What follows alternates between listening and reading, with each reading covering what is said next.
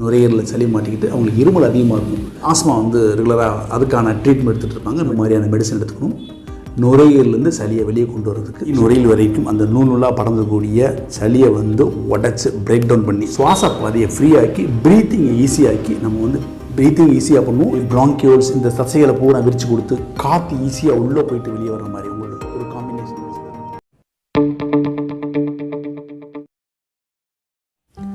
Hello my dear brothers and sisters, இன்றைக்கி வீடியோவில் என்ன டாபிக் பார்க்க போகிறோம்னா சளி சளி சளி ஐ டோன்ட் லைக் சளி அப்படின்னு கேஜிஎஃப்பில் வர்ற யாஷ் மாதிரி நம்ம டயலாக் பேச வேண்டிய ஒரு காலகட்டம். வின்டர் சீசன், இந்த டிசம்பர் ஜனவரி. ஒரு 2 கேட்டகரியாக பிரிச்சுக்கோணும் பேஷண்ட் வந்து. ஒன்று வந்து சாதாரண சீசனில் வரக்கூடிய த்ரோட் இன்ஃபெக்ஷன், சளி இருமல், அதனால் நுரையீரலில் சளி மாட்டிக்கிட்டு அவங்களுக்கு இருமல் அதிகமாக இருக்கும். மாதக்கணக்காக வாரக்கணக்காக இருமல் நிற்கவே நிற்காது. இது ஒரு கேட்டகரி ஆஃப் பீப்புள். இன்னொரு பக்கம் பார்த்திங்கன்னா பிறந்ததுலேருந்தே இடையில வந்து ஆஸ்மா ப்ராப்ளம் வந்து ஆஸ்மாட்டிக் அட்டாக் வந்து ஆஸ்மா வந்து ரெகுலராக அதுக்கான ட்ரீட்மெண்ட் எடுத்துகிட்டு இருப்பாங்க, மெடிசன் சாப்பிட்டுட்டு இருப்பாங்க. இந்த வின்டர் சீசனில், இந்த டிசம்பர் ஜனவரியில் இன்னும் அதிகமாகும் இந்த ஆஸ்மா, வீசிங், சிஓபிடி இந்த மாதிரி கண்டிஷன்ஸ் உள்ளவங்க வந்து ப்ரீத்திங் ப்ராப்ளம் ஜாஸ்தியாகும், நுரையீரலில் சளி மாட்டிக்கிட்டு. ஸோ இந்த 2 கேட்டகரி ஆஃப் பீப்புளுக்கு வந்து என்ன மாதிரியான மெடிசன் எடுத்துக்கணும், நுரையீரலேருந்து சளியை வெளியே கொண்டு வரதுக்கு, ஸோ தட் அவங்களுக்கு இருமலை குறைக்கிறதுக்கு ஒரு டைப் ஆஃப் பேஷண்ட்டுக்கு. இன்னொரு டைப் ஆஃப் பேஷண்ட் வந்து பார்த்திங்கன்னா ப்ரீத்திங் ஈஸியாகி வீசிங் இல்லாமல் இருக்கிறது. ஸோ இந்த 2 கேட்டகரி பீப்புளுக்கும் என்ன மெடிசன் என்றதை பார்ப்போம். வீடியோ வந்து நம்ம சேனலுக்கு நீங்கள் புதுசாக இருந்தால் நம்ம சேனலை நீங்கள் சப்ஸ்கிரைப் பண்ணிக்கிங்க. சப்ஸ்கிரைப் பண்ணி பக்கத்தில் உள்ள பெல் ஐக்கானை அமைக்கிங்க. முதல்ல இந்த சளி, இந்த சளின்னா என்ன, அது தேவையான்ற விஷயத்தை முதல்ல பார்ப்போம். நம்ம வந்து சளின்றது வந்து நம்ம வந்து ஆங்கிலத்தில் பார்த்தீங்கன்னா ஃப்ளம்னு சொல்லலாம், ஸ்பூட்டம்னு சொல்லலாம். இன்னும் கொஞ்சம் டெக்னிக்கலாக சொன்னோம்னா மியூக்கஸ்ன்னு சொல்லுவோம். இந்த மியூக்கஸ் வந்து நம்ம உடம்புல வந்து நிறைய இடத்துல இருக்குது. நம்மளோட சுவாச மண்டலம் மட்டும் இல்லை, எல்லா இடத்துலையும் இருக்குது. சுவாச மண்டலத்தில் அதிகமாக இருக்குது. சுவாச மண்டலம்னா மூக்கிலேருந்து தொண்டை, நுரையீரல் அடிப்பகுதி வரைக்கும் இந்த மியூக்கஸ் செக்ரீஷன் வந்து இந்த மியூசின்னு சொல்லக்கூடிய ஒரு லிக்விட் மாதிரி, ஒரு பிசின் மாதிரி வச்சுக்கினேன், அது இருக்கும். அது வந்து உணவு மண்டலத்தில் இருக்கும், மலக்குடலில் இருக்கும், நம்மளுடைய ரீப்ரொடக்டிவ் சிஸ்டம், செக்ஸுவல் ஆர்கன்ஸ், வெஜைனாவில், பென்னிஸில், இப்படி எல்லா இடத்துலையும் இந்த மியூக்கஸ்ன்னு சொல்லக்கூடிய ஒரு சுரப்பி சுரந்துக்கிட்டே இருக்கும். இது என்ன பண்ணணும்னா, இது ஓரளவுக்கு நமக்கு தேவை, நேச்சுரலாகவே தேவை. அந்த ஆர்கன்ஸை, நுரையீரல் பாதையை வந்து பாதுகாக்கிறதுக்கு, உணவு மண்டலத்தை பாதுகாக்கிறதுக்கு, மலக்குடலை பாதுகாக்கிறதுக்கு. அதே சமயத்தில் தேவையில்லாத சில தூசியோ பாக்டீரியாவோ இல்லை ஏதோ ஒன்று உள்ளே வந்துருச்சுன்னா அதை ட்ராப் பண்ணி வெளியே கொண்டு இருக்கும். ஃபார் எக்ஸாம்பிள் நீங்கள் பார்த்தீங்கன்னா முடியோ தூசியோ இல்லை பூச்சியோ டக்குன்னு சின்ன பூச்சி உள்ளே மூக்குள்ளேயே நமக்கு நுரையீரல் போயிடும். நம்ம இருமி அதை வெளியே கொண்டு வந்துடும். பார்த்தீங்கன்னா சளி வரும், சளியோட இந்த முடியோ இந்த பூச்சியோ ஏதோ ஒன்று வரும். ஸோ இந்த மாதிரி அன்வான்ட் பார்ட்டிகிள்ஸ் உள்ளே போகும்போது, பாக்டீரியாவோ பூச்சி வரும்போது அதை பிடிச்சி வெளியே கொண்டுறதுக்கும் இந்த நுரையீரல் பாதையில் மெல்லிசாக படர்ந்துருக்கும் அந்த தசைகள் மேலே, திசுக்கள் மேலே அது வந்து தேவை. இந்த மியூக்கஸ் வந்து தேவை, ஓரளவுக்கு தேவை, அவசியம் தான் வந்து டு ப்ரொடெக்ட் அவர் ஆர்கன்ஸ், தேவையில்லாத வெளியே கொண்டு வரதுக்கு. ஸோ இந்த மியூக்கஸ் வந்து ஓரளவுக்கு தேவை. அளவுக்கு அதிகமாக போகும்போது தான் நீங்கள் நுரையீரல் பார்த்தீங்கன்னா, நுரையீரல் வந்து நடுவில் வந்து ஒரு ட்ரக்கியான ஒன்று வரும். அதுக்கப்புறம் 2 பக்கமாக பிரியும், பிராங்கஸ், ரைட்டு லெஃப்ட். அதுக்கப்புறம் வந்து பிராங்கியோல்ஸ், அதுலேருந்து ஆல்வியோலை.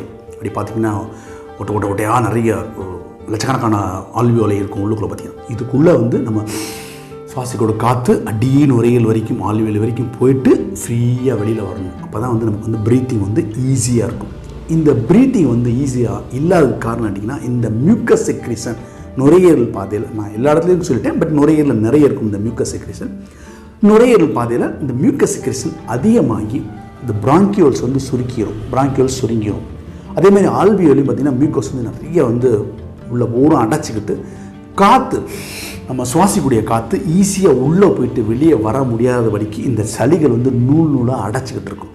காரணம் இந்த சளி. ஸோ இந்த சளியை வெளியே கொண்டு வரணும். சளியை வெளியே கொண்டு வந்தால் தான் நமக்கு வரக்கூடிய அந்த இருமலோ அல்லது ப்ரீத்திங் ப்ராப்ளம், வீசிங்கோ, ஆஸ்மாவோ வந்து சரியாக. இப்போ இதுக்கான மெடிசன்ஸ் நம்ம பார்க்கும்போது பார்த்திங்கன்னா 2 கேட்டகரி ஆஃப் பீப்புள் நான் சொன்னேன். ஒரு கேட்டகரிக்கு வந்து சாதாரண இந்த சீசனில் வரக்கூடிய தொண்டை வலி, சளி, இருமல், சளி உள்ள மாட்டிக்கிட்டு வெளியே வர மாட்டேங்குது, அவங்களுக்கு ஒரு மாதிரியான மெடிசனும், ஆஸ்மாட்டிக் அட்டாக் இருக்கும் அப்படிங்களா, அவங்களுக்கு வேறு மாதிரியான மெடிசன், காம்பினேஷன் மெடிசன் வந்து நம்ம பார்ப்போம். வந்து இதோட பிராண்ட் நேம்ஸும் நான் வீடியோட கடைசியில் சொல்கிறேன். ஸோ வீடியோ வந்து ஸ்கிப் பண்ணாமல் பாருங்கள். நீங்கள் வந்து நம்ம எந்த பிராண்ட் நேமும் ப்ரொமோட் பண்ணல, ஜஸ்ட் ஃபார் உங்கள் ரெஃபரன்ஸ்க்கான இந்த பிராண்ட் நேம் சொல்கிறேன். நான் மெடிசனாக இருக்கிறதுனால உங்களுக்கு எந்த பிராண்ட் நேம் பிடிக்குமோ அதை நீங்கள் வாங்கி யூஸ் பண்ணிக்கிங்க. ஸோ ஃபஸ்ட்டு கேட்டகரி வந்து சாதாரண தொண்டை வலி, ஃபீவர், இந்த இன்ஃபெக்ஷன், நுரையீரல் இன்ஃபெக்ஷன், அதனால் வரக்கூடிய இருமல். இந்த கேட்டகரி ஆஃப் பீப்புள் பார்த்திங்கன்னா அது நுரையீரல் இருக்கக்கூடிய சளியை வந்து வெளியே கொண்டு வரணும். நம்ம முக்கியமாக ஒரே ஒரு மெடிசன் மட்டும் நான் சொல்ல வரேன். இந்த இடத்துல மியூகோலைட்டின்னு சொல்லக்கூடிய அந்த நுரையீரலில், அந்த பிராங்கியோல்ஸில், அந்த ஆல்வியோலையில் டி நுரையில் வரைக்கும் அந்த நூலாக படர்ந்தக்கூடிய சளியை வந்து உடச்சி பிரேக் டவுன் பண்ணி சளியில் இருக்கக்கூடிய அந்த மியூகோபெப்டைடை உடச்சி அதை சின்ன சின்னதாக்கி அதை வந்து வெளியில் கொண்டு வருது. சின்ன காஃப் மேலே வெளியே கொண்டு வருது, மோஷன் மூலமாக வெளியே கொண்டு போகிறது. அந்த மாதிரியான மியூகோலைட்டிக் தான் இந்த ஃபஸ்ட்டு கேட்டகரி. அப்போ இந்த இருமல் பார்த்திங்கன்னா அந்த பீப்புளுக்கு தேவை. வெறும் இருமல் மட்டும் இருக்கும் அவங்களுக்கு வந்துட்டு. ஆஸ்மாலாம் எந்த பிரச்சனையும் இருக்காது. அதுக்கு ஆம்ப்ராக்சல் ஹைட்ரோக்ளோரின் ஒரு மெடிசன். இதுதான் ஒரு மியூகோலைட்டிக் மெடிசன். இந்த மியூக்கோஸை வந்து நுரையில் இருக்கிற மியூக்கோஸை வந்து அப்படியே தண்ணியாக்கி திக்காக இருக்கக்கூடிய மியூக்கஸை கோந்து மாதிரி இருக்குது அந்த நூலாக இருக்கக்கூடிய மியூக்கஸை தண்ணி மாதிரி ஆக்கி டக்குன்னு ஈஸியாக வெளியே வர வச்சிடும். நமக்கு சுவாச பாதையை ஃப்ரீயாக்கி ப்ரீத்திங்கை ஈஸியாக்கி நம்ம வந்து ப்ரீத்திங் ஈஸியாக பண்ணுவோம், இருமலும் குறையும். இந்த ஆம்ப்ராக்சால் ஹைட்ரோக்ளோரின் சொல்லக்கூடிய இந்த மெடிசன் இது வந்து சாதாரண இருமல் உள்ளவங்களுக்கு இந்த மெடிசன் வந்து டேப்லெட்டாகவும் வருது, சிறப்பாகவும் வருது. டேப்லெட் பார்த்திங்கன்னா 30 mg டேப்லெட்டாக வரும். இந்த டேப்லெட் டோஸ் பார்த்திங்கன்னா காலையில் ஒரு மாத்திரையும் நைட் ஒரு மாத்திரையும் 2 வேளைக்கு வந்து ஒரு 5 to 7 days வரைக்கும் சாப்பிடலாம் தாராளமாக. அடல்ட்டாக இருந்தீங்கன்னா பீடியாட்ரிக் குழந்தைங்களா இருந்தால் 5 ml சிறப்பு மார்னிங், 5 ml நைட்டு, 10 ml வந்து ஒரு 5 to 7 days சாப்பிடலாம். ஸோ தட் நான் சொன்ன அந்த மியூக்கஸ் வெளியில் வந்துச்சுன்னா காஃப் குறையும், சளி இல்லை, பிரச்சனை இல்லாமல் இருக்கும், உங்களுக்கு இருமல் இல்லாமல் இருக்கும். சைடு எஃபெக்ட் பார்த்திங்கன்னா சைடு எஃபெக்ட் வந்து நார்மலாக பெருசாக இருக்காது. சில பேருக்கு ஒரு சில பேருக்கு நாசியாவோ வாமிட்டிங்கோ அல்லது வயிறு சம்மந்தப்பட்ட ஸ்டமக் அப்செட்டோ ரொம்ப ரேராக தான் அந்த மாதிரி சைடு எஃபெக்ட் இருக்கும். சில பேருக்கு ஸ்கின் ரேஷஸ், இச்சிங் இந்த மாதிரி வரலாம். இதெல்லாம் ரேர் சைடு எஃபெக்ட்ஸ் தான். அதர்வைஸ் இந்த நார்மலாக எல்லாருக்கும் வந்து அக்செப்ட் பண்ணக்கூடிய மெடிசன் தான் இந்த ஆம்ப்ராக்சல் ஹைட்ரோக்ளோரைடு. பிராண்ட் நேம்னு பார்த்திங்கன்னா நிறைய பிராண்ட் நேம்ஸ் வருது. உங்களுக்கு வந்து மியூகோலைட்டுன்னு டாக்டர் ரெட்டிஸில் ஒரு டேப்லெட் போடுறாங்க, சிறப்பும் போடுறாங்க.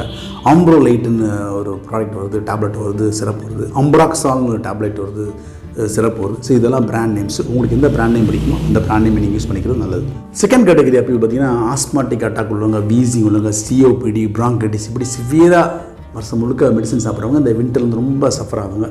அவங்களுக்கு பார்த்திங்கன்னா அவங்க ரெகுலராக சில டேப்லெட்ஸோ அல்லது ஸ்ப்ரேயோ அதை யூஸ் பண்ணிகிட்டு இருப்பாங்க. அதோடு கூட இந்த நம்ம சொல்ல போகிற மெடிசன் நீங்கள் யூஸ் பண்ணிங்கன்னா தெரியாது, செக் பண்ணிக்கிங்க. நீங்கள் வந்து இந்த மெடிசன் மியூகோலைட்டிக், ஒரு மியூகோலைட்டிக் இருக்கும் இந்த மெடிசனில். அதோடு சேர்ந்து உங்கள் நுரையீரலில் விரிச்சுக்கக்கூடிய நுரையீரல் தசைகளை விரித்து கொடுத்து ஆல்வியோலை, பிராங்கியோல்ஸ் இந்த தசைகளை பூரா விரித்து கொடுத்து காற்று ஈஸியாக உள்ளே போயிட்டு வெளியே வர மாதிரி உங்களோட ப்ரீத்திங் ப்ராப்ளம் நிப்பாட்டுற மாதிரியான ஒரு காம்பினேஷன் மெடிசன் தான் நம்ம பார்க்க போகிறோம். இப்போ வந்து ஒரு மியூகோலைட்டிக் தேவை. அஃப்கோர்ஸ் நீங்கள் வந்து ஒரு சளியை வெளியே, மியூக்கஸை வெளியே, அதோட பெப்டைட்ஸை உடச்சி அந்த கோந்து தன்மையை குறைச்சி அதை விஸ்கசிட்டியை குறைச்சி அந்த சளியை வந்து வெளியே கொண்டுறதுக்கு ஒரு மெடிசன். அதோடு சேர்த்து நுரையீரல் தசைகளை பிராங்கியோல்ஸை விரிக்கக்கூடிய பிராங்கோ டயலேட்டர் சொல்லுவோம், அது ஒரு மெடிசன். இந்த 2 மெடிசனும் காம்பினேஷனாக வருது. இந்த 2 மெடிசன் சேர்த்து எடுத்துக்கும் போது உங்களுக்கு வந்து வீசிங் ப்ராப்ளம் இருக்காது, ப்ளஸ் நுரையீரலில் சளியும் வெளியே வரும். ஸோ சளினால் வரக்கூடிய வீசிங் இருக்காது. அதே மாதிரி நுரையீரல் சுருக்கத்தால் சுருங்கி போய் வரக்கூடிய வீசிங் இருக்காது. ஏன்னா இதில் பிராங்கோ டைலேட்டர் நுரையில் விரிக்கக்கூடிய மெடிசன் இருக்குது, ப்ளஸ் சளியை இலக்கி வெளியே கொண்டு வர மெடிசன் இருக்குது. அப்படிப்பட்ட மெடிசன் தான் என்ன பார்த்தீங்கன்னா, ஒன்று வந்து அசிப்ரோஃபைலின்னு ஒன்று. இது வந்து பிராங்கோ டைலேட்டர் நுரையீரல் தசைகளை விரித்து கொடுத்து காற்றை ஈஸியாக உள்ளே போய் வெளியே கொண்டு வருது இந்த அசிப்ரோஃபைலின் பிராங்கோ டைலேட்டர். ரெண்டாவது பார்த்தீங்கன்னா அசிட்டைல் சிஸ்டைன். இது வந்து நீங்கள் அம்ப்ராக்சால் மாதிரி இது ஒரு மியூகோலைட்டிக். அந்த ஒரு ஆன்டி ஆக்சிடென்ட், ஒரு ஆன்டி இன்ஃப்ளமேட்ரி, மியூகோலைட்டிக் 3 ப்ராப்பர்ட்டி உள்ளது தான் இந்த அசிட்டைல் சிஸ்டைன். ஸோ சளியை இலக்கி வெளியே கொண்டு வர்றதுக்கு இந்த அசிட்டைல் சிஸ்டைன் யூஸ்ஃபுல்லாக இருக்கும். அசிப்ரோஃபைலின் நுரையீரலில் விரித்து கொடுத்து காற்று ஈஸியாக போயிட்டு போகும். ஸோ இந்த 2 வேலையும் செய்கிறதுனால இந்த combination of acebrophylline and acetyl cysteine இந்த டோஸ் எடுத்துக்கிட்டோம்னா இந்த ப்ரீத்திங் ப்ராப்ளம் இருக்காது, வீசிங் ப்ராப்ளம் இருக்காது, காஃப் இருக்காது, சளியும் வெளியில் வந்துடும். ஸோ இது வந்து பார்த்திங்கன்னா நீங்கள் 1 at night டேப்லெட்டாக வந்து சிறப்பாலாம் வரல, இது டேப்லெட்டாக மட்டும்தான் வருது. So severe bronchitis, asthma, எம்ஃபைசிமா, pneumonia, COPD இப்படி எல்லா பேஷண்ட்ஸும் யூஸ் பண்ணலாம். நீங்கள் பாருங்கள், உங்கள் டாக்டர் ப்ரிஸ்கிரைப் பண்ணியிருப்பாங்க. அப்படி இல்லைன்னா உங்கள் டாக்டர் கன்சல்ட் பண்ணி இது சாப்பிட்றது. இந்த பீரியடில், இந்த வின்டர் சீசனில் இந்த பிராங்கோ டைலேட்டர் வித் மியூகோலைட்டிக் எடுத்துக்கிட்டிங்கன்னா உங்களுக்கு வீசிங் ப்ராப்ளம் கம்மியாகும். சைடு எஃபெக்ட் பார்த்திங்கன்னா இந்த அசிப்ரோஃபைலின் அசிட்டைல் சிஸ்டைனுக்கு வந்து சைடு எஃபெக்ட் பெருசாக ஒன்று இருக்காது. ஒரு சிலருக்கு ரேராக நாசியா, வாமிட்டிங், உமட்டல் இருக்கலாம், வாந்தி இருக்கலாம், வயிறு சம்மந்தப்பட்ட பிரச்சனைகள் அல்லது ட்ரை மவுத்து, சில பேருக்கு பால்பிட்டேஷன், நெஞ்சு பரவடம் அடிக்கிற மாதிரி இந்த மாதிரியான சைடு எஃபெக்ட்ஸ் இருக்கலாம். இதெல்லாம் இருந்தால் நீங்கள் வந்து மாத்திரை நிப்பாட்டு உங்கள் டாக்டர் கன்சல்ட் பண்ணுறது நல்லது. பிராண்ட் நேம்ஸ் பார்த்தீங்கன்னா ஏபிஃபைலின் என்னு வருது, பல்மோ கிளியர்னு வருது. இது 2 லீடிங் பிராண்ட் நேம்ஸ். இந்த பிராண்ட் நேம் வந்து நீங்கள் வாங்கி யூஸ் பண்ணலாம். அப்படி இல்லைனா உங்களுக்கு எந்த பிராண்ட் நேம் உங்களுக்கு சூட்டபுளாக இருக்கோ, உங்கள் டாக்டர் ப்ரிஸ்கிரைப் பண்ணுறோ அதில் இந்த காம்பினேஷன் இருக்கான்னு பார்த்துட்டு நீங்கள் தாராளமாக யூஸ் பண்ணலாம் இந்த மெடிசனை ஃபார் ஈஸி ப்ரீத், காஃப் இல்லாமல், சளி இல்லாமல் இருக்கக்கூடிய ஒரு கண்டிஷனுக்கு. Okay my dear brothers and sisters, இன்றைக்கி பேசினோட பிடிச்சிருந்தா லைக் பண்ணுங்கள், ஷேர் பண்ணுங்கள், சப்ஸ்கிரைப் பண்ணுங்கள். கேள்விகள் இருந்தாலும் தாராளமாக கமெண்ட் பாக்ஸில் கேள்வி கேளுங்க. மீண்டும் அடுத்த வீடியோவில் ஒரு நல்ல இன்ஃபர்மேட்டிவ் டாப்பிக்கில் சந்திப்போம். டில் தென், பை ஃப்ரம்